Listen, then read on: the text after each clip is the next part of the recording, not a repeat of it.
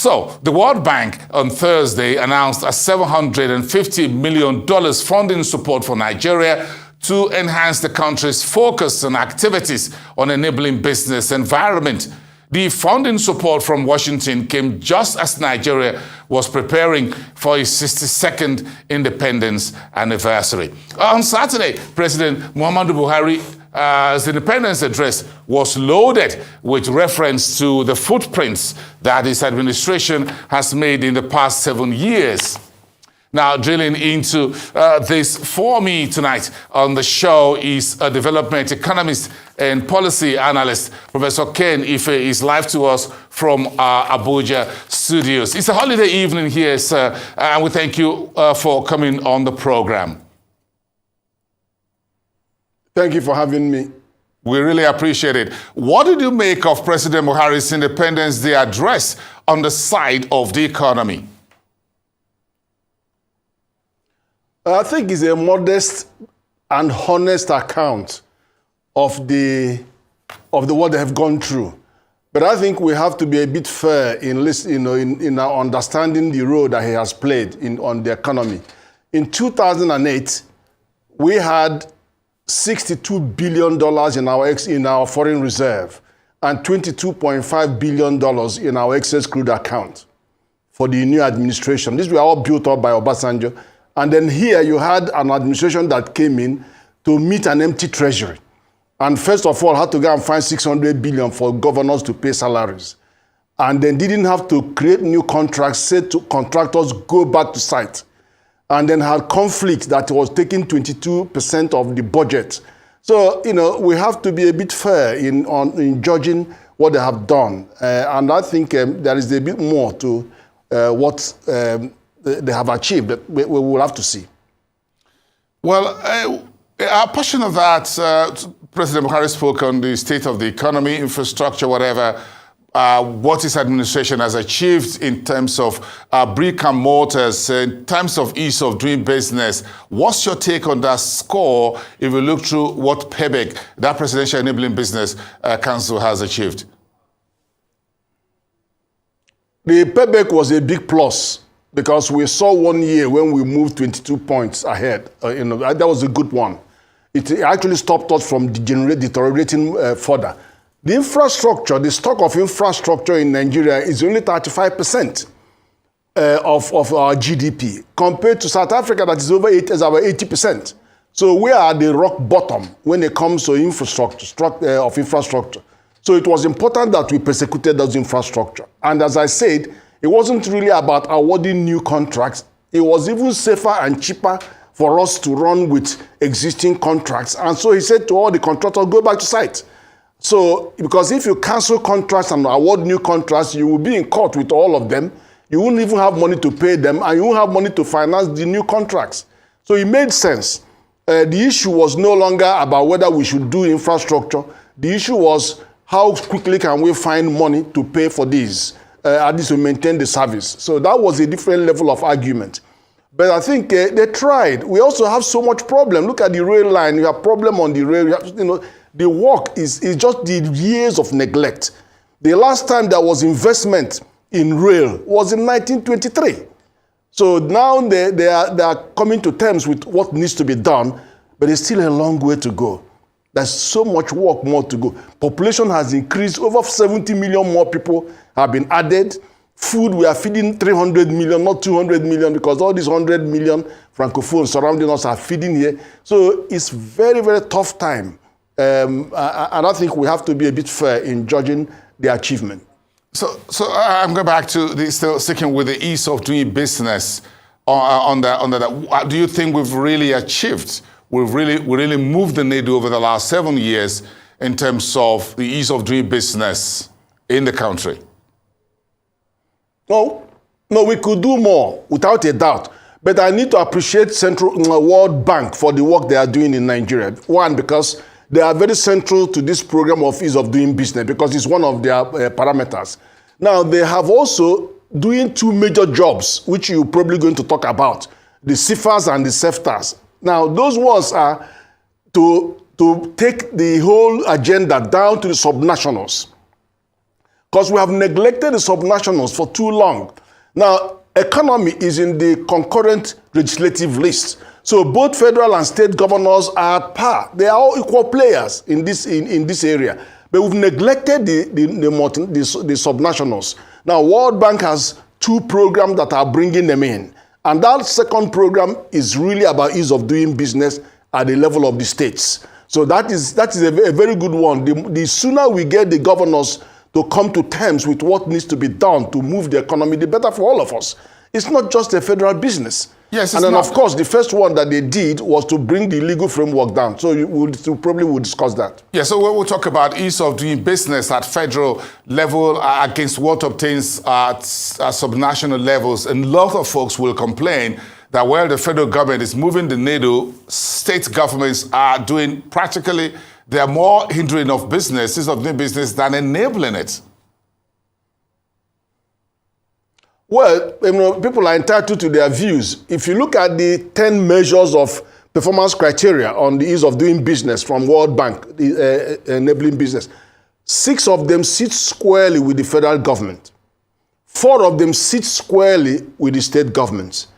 And there are 2 of those 6 are actually in between. If you look at the state governments, everything to do with land, registering a business is states, in the context of land. Then you have registering a title to a property is the state. These are taking hundreds of days. Then obtaining construction permit. An investor comes, he wants to build, and then it stays hundreds of days to get a construction permit to build and invest in your country, in your state. Then litigation against title, which is the number 4. How long does it take to settle a dispute arising from land in the court? Hundreds and hundreds of days. So those are squarely with the state government. So you could see that is where they have to deliver. Then on the federal government trading across border, both exporting, both importing, then you have other area, minority shareholders, how you deal with them, all at the federal law. Then of course you have the taxes, multiplicity of taxes, and then you have all the things that go on the seaport. So the federal government has a fair share of the restrictions around doing business. So that's what they have been tackling. But we need to get the states on board. Otherwise, federal alone will not deliver significant change. So that's why it's important to bring the state governments on board. Professor Ken Ife, we will take a break. When we come back, I want us to discuss beyond the textbooks of what the ease of doing business parameters are. On the ground in Nigeria, if you don't have electricity, I don't have good roads, those parameters are not on the World Bank ease of doing business list. So how do we deal with issues around multiplicity of taxes and tariffs? Folks are asked to pay a radio licensing fee when they don't even listen to radio, or they don't own one. So all this ease of doing business nuances, I want you to talk to me, and then we'll talk about $750 million that the World Bank has just given us in Nigeria. We'll talk about how to share the money. We'll be right back, everyone.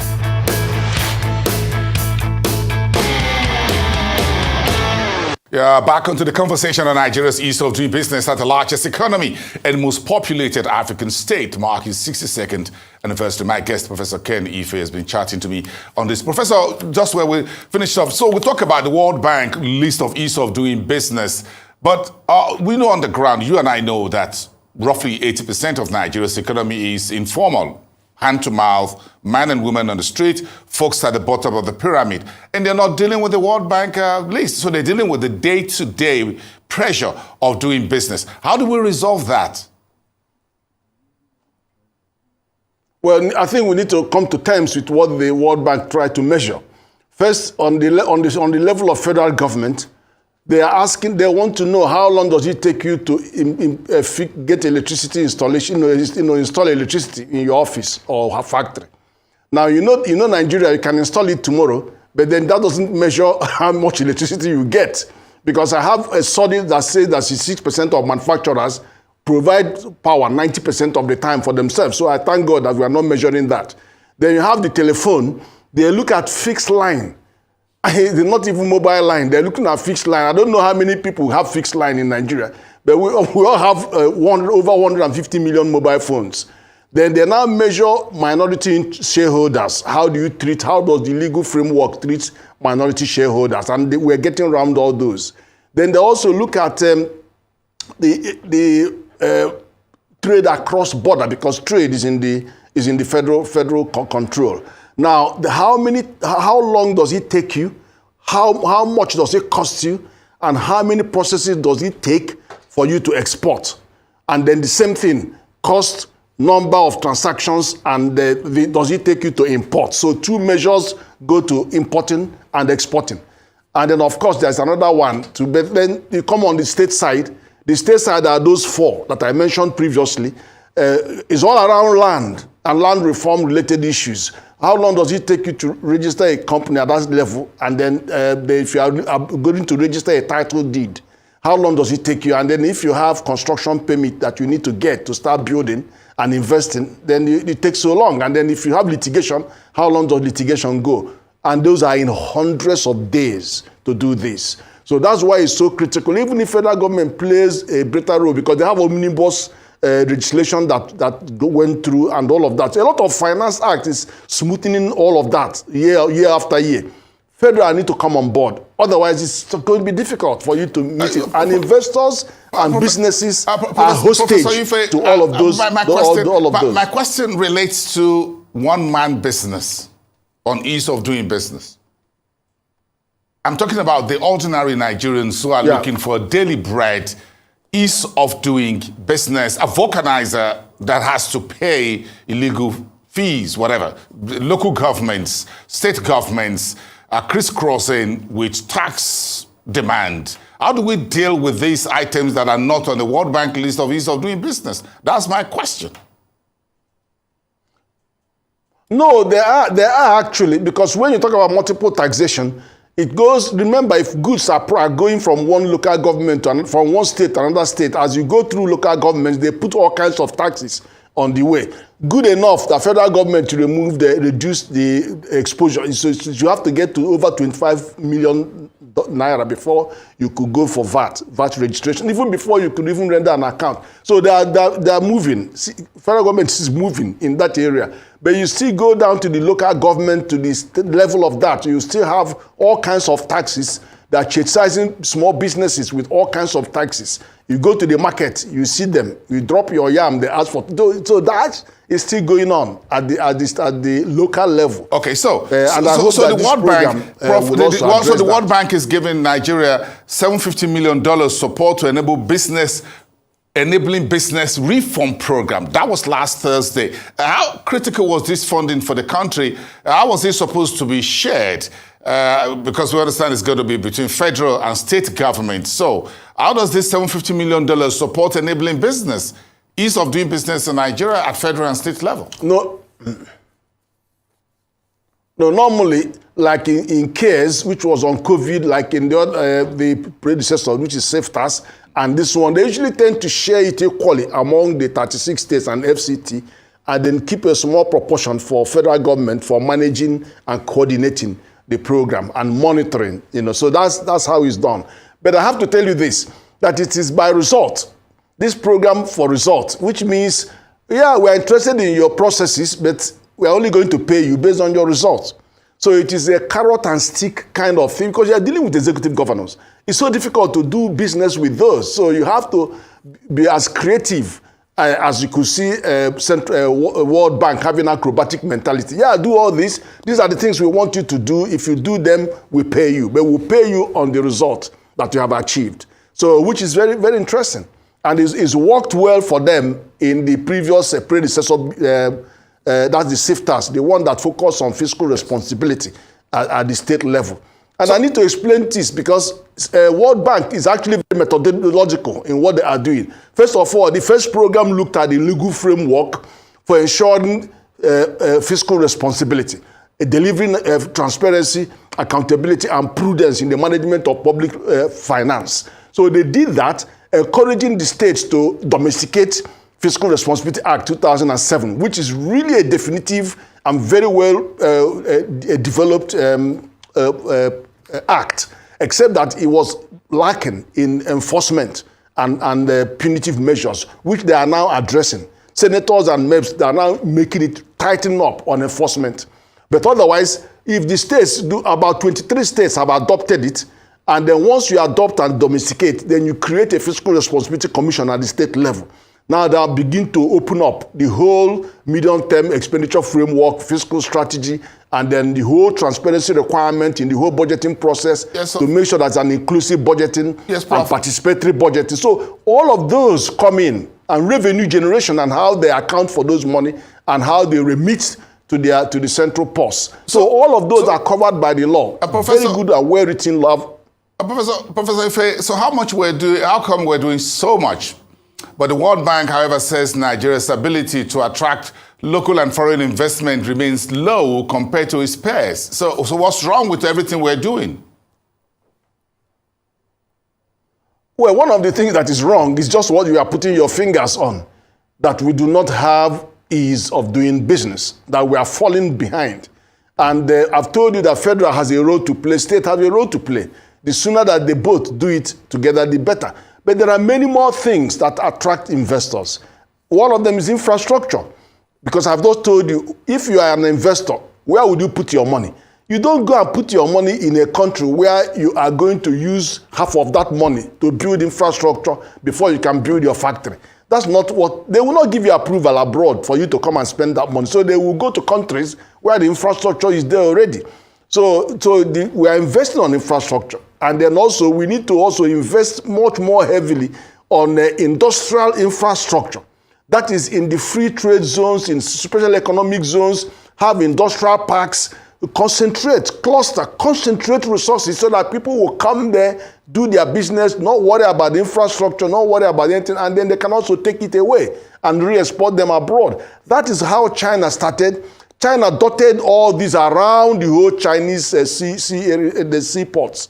They put all this, and people came in there, mostly Americans, invested there. Then later they now began to move inland. And that's what we should do, to get more businesses come to concentrated clusters where we can do. And if you look at the same concept of cluster in ICT, you've seen how young people are doing really well. Tech hubs. And the tech hubs, Nigeria number one in the world, in Africa, number one in attracting investment to tech hubs. And then you have all kinds of fintech, agri-tech, ed-tech, health tech, envirotech. It's an explosion. And then you have over 5 unicorns. That is 5 people that have become billionaires in dollar, locally groomed companies. So the young people have taken off in that creative and cultural industry are taking off. So we need to have the same thing go on in the industrial space by making sure that what our ease of meaning business means is that we are unlocking every jam in the value chains. The enable seaports are also very important. You could see the CBN program on RT $200 billion non-oil export. It's targeting seaports and cargo ports to enable them, to free them. How can Ghana, it cost them $7,000 to export 100 tons of cocoa, but that it costs $40,000 to do the same in Nigeria. How many times more? About 5 times more. So they're looking at all of that. So all the restrictions and all the problems confronting exporters are being addressed by that major program of Central Bank of Nigeria. We appreciate your perspectives with us tonight, as always. Thank you so much and have a great evening. Professor Ken Ife, a development economist and policy analyst.